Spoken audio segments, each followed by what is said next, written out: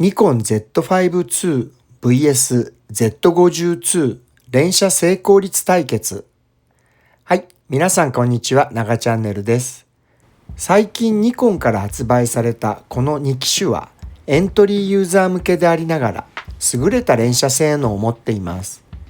フルサイズミラーレスの Z5-2 はメカシャッターの JPEG で秒間14コマ、ローだと11コマ、APS-C ミラーレスの Z52 はロープラス JPEG でも秒間11コマの拡張高速撮影が可能です。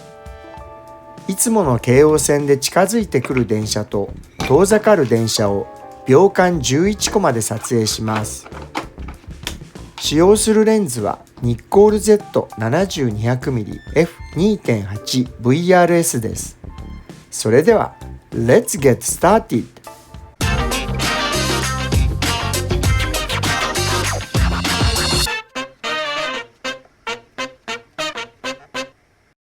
ながチャンネル。まずはフルサイズの Z5-2 です。焦点距離 105mm で撮りました。いつもの場所には先客がいたので、柵のそばの窮屈な構図になっています。ロープラス JPEG の拡張高速連続撮影秒間11コマ。3D トラッキングの乗り物認識はオンにしたままロックオンしました。近づいてくる電車。近づく電車に関しては 3D トラッキングで正面をがっちり捉えて離しません。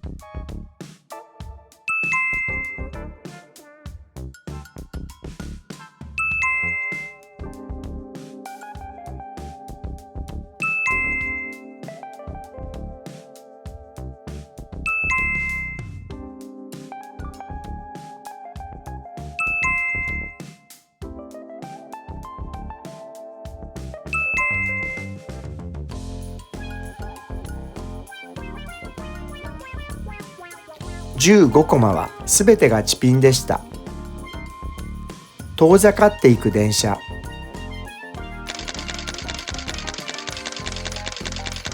遠ざかる電車は側面を捉えたままで、背面が大きく画角に入ってもすぐには被写体認識ができません。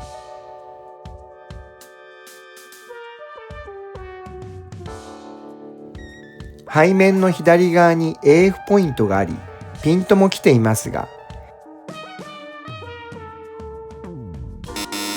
右側は若干ピントが甘いです。遠ざかる車体に AF が追いついていないのかもしれません。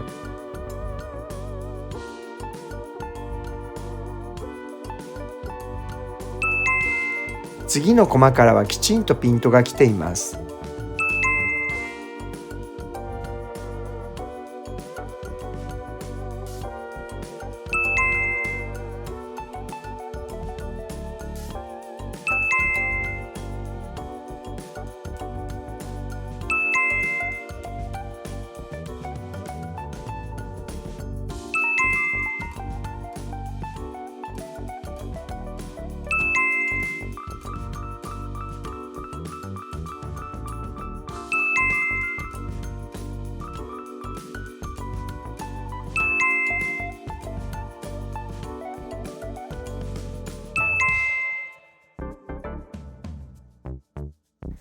後半は AF が被写体を探しながらピントを合わせ続けています。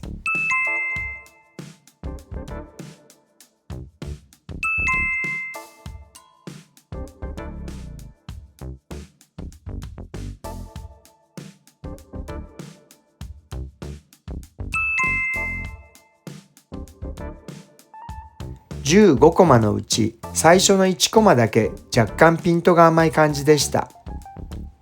他の編成の電車も含めて撮影した60コマのうち59コマがガチピンだったので、連写成功率は 98% です。長チャンネル。次は APS-C の Z52 です。ズームリングを 70mm に設定し、換算 105mm で撮りました。ロープラス JPEG の拡張高速連続撮影秒間11コマ。3D トラッキングの乗り物認識はオンにしたままロックオンしました。近づいてくる電車。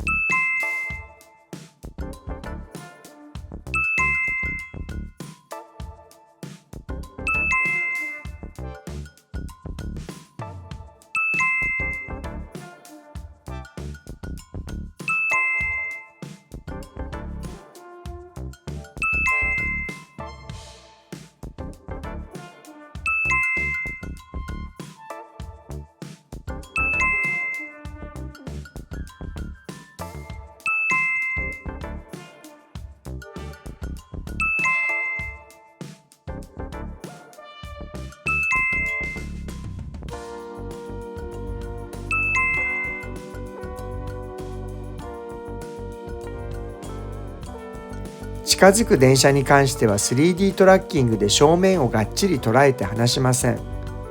15コマはすべてガチピンでした。遠ざかっていく電車。遠ざかる電車は側面を捉えたままで、背面が大きく画角に入ってもすぐには被写体認識ができません。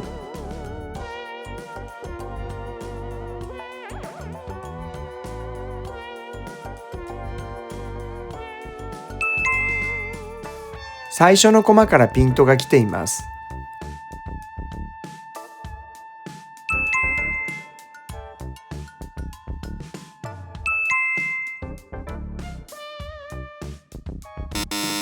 途中から背景にピントが抜けてしまった感じです。このコマはピントが外れています。このコマもピントが外れています。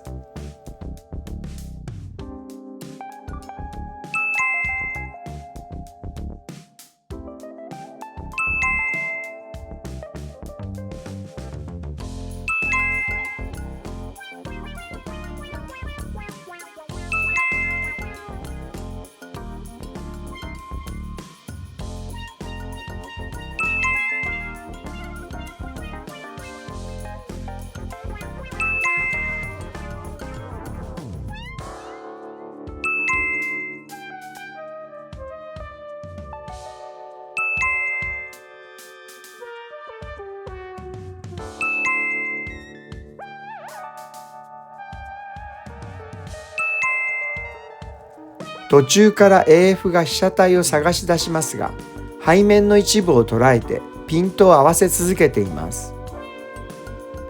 一部背景に抜けているようですが、被写体深度の中に車体が入っています。15コマのうち2コマはピント外れでした。他の編成の電車も含めて撮影した60コマのうち58コマがガチピンだったので、連写成功率は 97% です。Z52 と Z52 の連写成功率対決は引き分けという感じでしょうか。次の動画までぜひチャンネル登録をしてお待ちください。ご視聴ありがとうございました。